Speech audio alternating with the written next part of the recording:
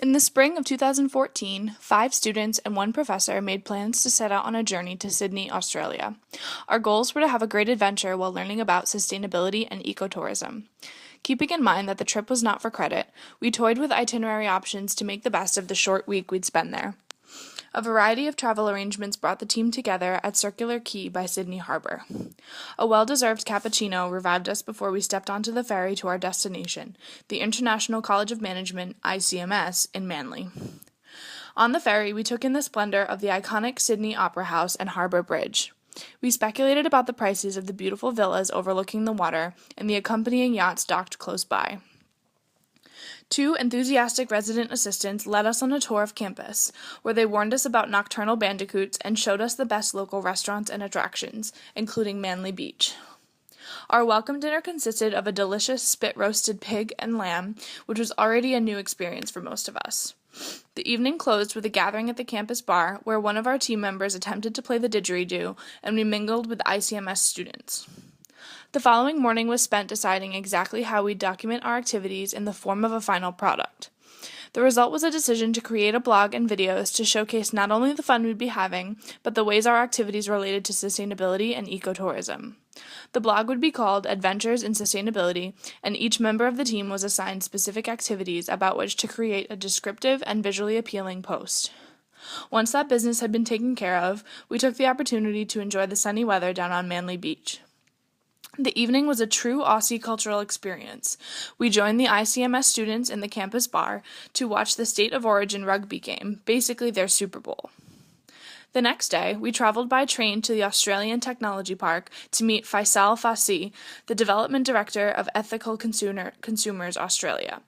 The park is home to organizations ranging in size from startup to multinational corporation within the IT, science, and communications industries. Our purpose for meeting with him was to act as a consultant focus group for his latest endeavor, Good On You. In short, Good On You is the Amazon of sustainable shopping, offering visitors a snapshot of how sustainable their prospective purchases are in comparison to others.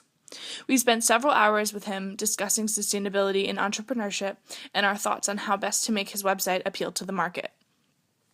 After our meeting, the team took a train, ferry, and bus to our next adventure, the Taronga Zoo.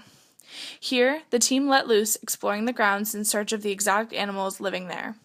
We thoroughly enjoyed taking selfies with wallabies and pelicans and learning about endangered Tasmanian devils, and carefully spying lions and snow leopards. We observed snoozing koala bears and watched 2 sea lions swirl around each other under the water. We were pleased to see that the Taronga Zoo staff had paid close attention to sustainability in designing everything from recycling bins to exhibit displays. Many exhibits were created for the purpose of educating visitors about the species endangerment in the wild or collecting donations for various conservation campaigns. The sightseeing continued that evening at Vivid Festival of Light in downtown Sydney. Our team was lucky enough to be in Australia during the world-renowned biannual Spectacle of Light and Music. Rich and detailed artistic displays were projected onto the skyscrapers of Sydney's central business district. The most glorious of these was the projection onto the Sydney Opera House. After a bit of walking around, the team relaxed by the water under the shadow of the Harbour Bridge to watch the light show projected onto the Opera House. The work included contemporary designs, natural patterns such as butterflies and snakeskin, and even some abstract patterns. Our evening at Vivid didn't last too long because the team had to rise at 5 a.m. the following morning for our tour of the Sydney Fish Market.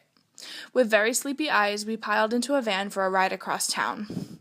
Decked out in bright orange safety vests, we met our cheerful and quick-witted tour guide Alex. He gave us our first glimpse of the secretive auctioning floor of the fish market, where buyers sit in an amphitheater before enormous display screens, with fingers ready to punch in their bids for the freshest fish at the lowest prices. We carefully made our way down onto the floor, with workers driving forklifts and handcarts in every direction. With all the glee of a kid in a candy store, Alex guided us through the different sections of the auction floor, stopping to teach us about at least 20 of the hundreds of different species of fish for sale there. He kept us intrigued with his enthusiastic descriptions of each creature, from recipes to habitats to personal stories about their capture.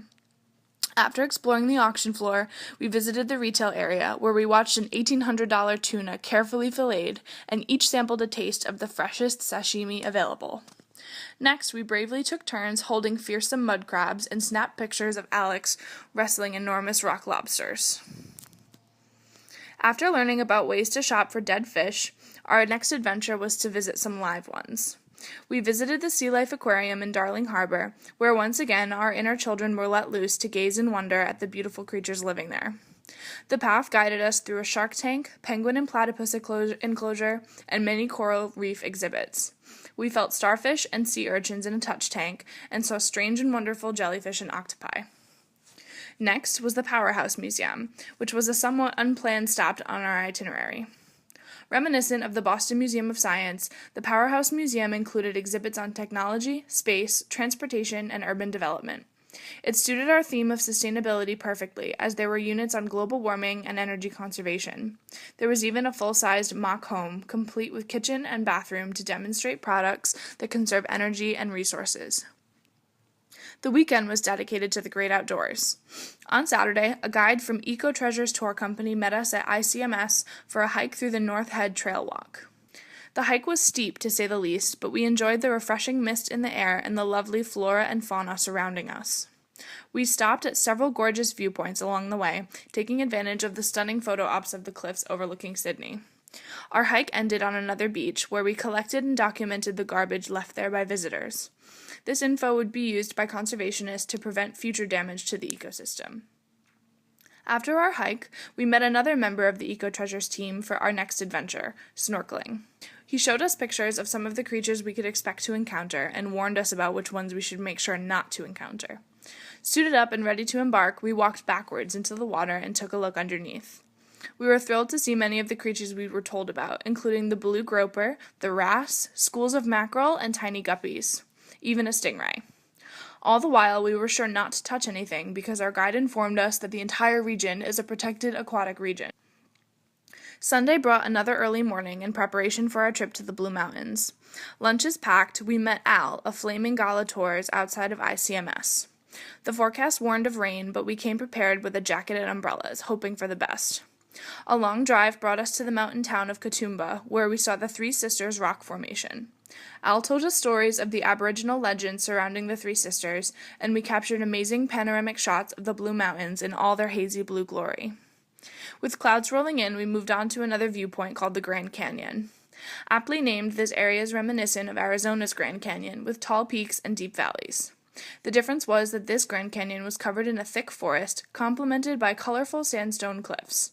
The rain came in hard and fast, so we had to cut our visit short to head back to Sydney. Our last Aussie adventure in sustainability was a Monday morning surf lesson. Once again, we donned wetsuits and braced ourselves for a wild ride. Our instructor Brandon cracked jokes and walked us through a comprehensive surf lesson on the sand. We learned about the proper positioning of our feet and the best techniques to catch a wave. After our sandy lessons were complete, we were let loose in the water.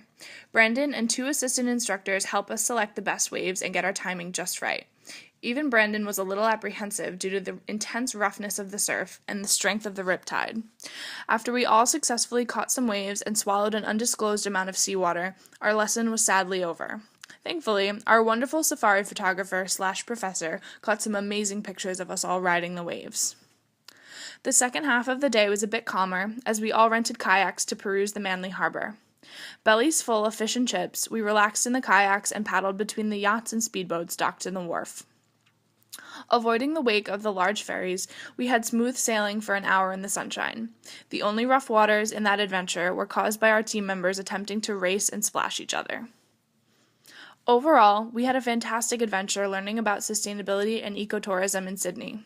Our only regret was that this trip unfortunately came to a quick end, but we all have been bitten by the travel bug, some literally, and plan to come back to this strange and wonderful country someday in the future. If you want to see more pictures and details about our individual excursions, check out our blog, Adventures in Sustainability.